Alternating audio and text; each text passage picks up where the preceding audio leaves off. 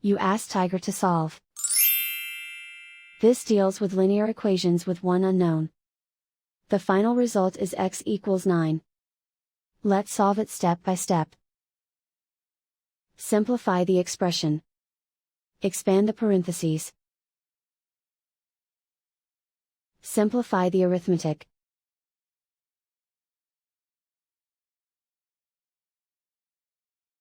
Group all constants on the right side of the equation. Subtract 43 from both sides. Simplify the arithmetic.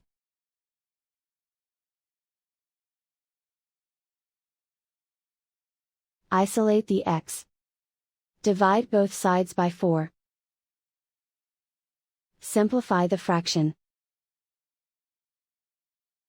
Find the greatest common factor of the numerator and denominator.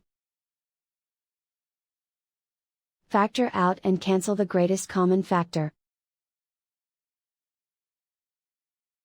And so the final result is x equals 9.